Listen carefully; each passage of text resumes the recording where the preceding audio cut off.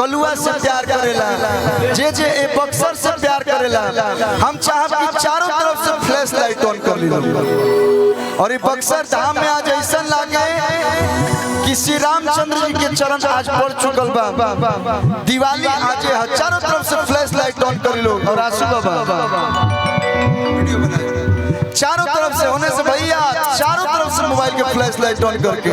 तो ये को होता शुभ काम बक्सर धाम ये को होता शुभ काम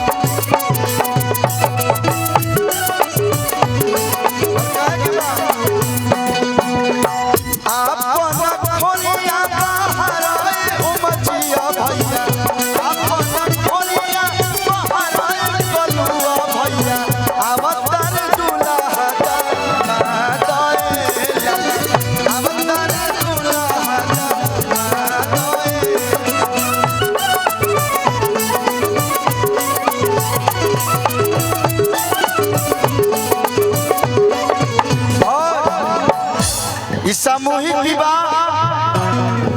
समाज सेवा जो आज हो रहा है ना, इसमें जाति है ना पाति है ना अमीर है ना गरीब है। इना कल्लू करावत है ना ओम जी यादव भैया ना उनकर टीम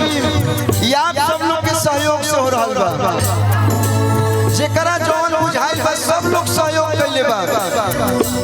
और इस सहयोग सामूहिक विवाह सहयोग से ही होला। और आज जितना लोग आशीर्वाद देवे खातिर आई वही पे बोलाई सकल समाज सब दी आशीर्वाद हो दुल्हा दुल्हन से जोड़ी रहो या बात हो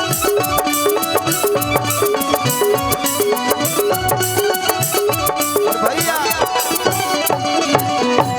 और बनी ना आज बन चुकल बा जमाना के साक्षी बनल जमाना के साक्षी बनल किला मैदाना बक्सर धाम हाजी बक्सर धाम। हम कबो ना सोचले रहनी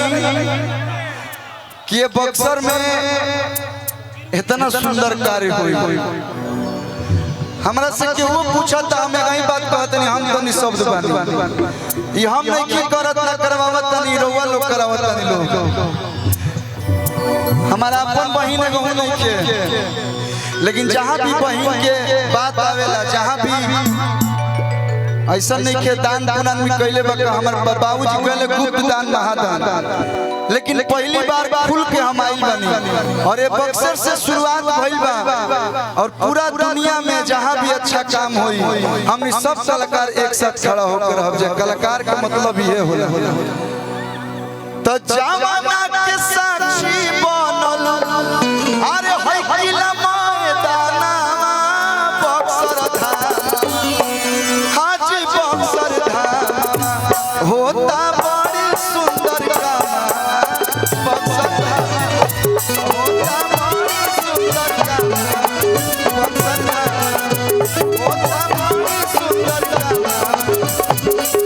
हेलो आज हमने खड़े खड़े करेगा अब ज्यादा केहू के कुछ भूमिका ना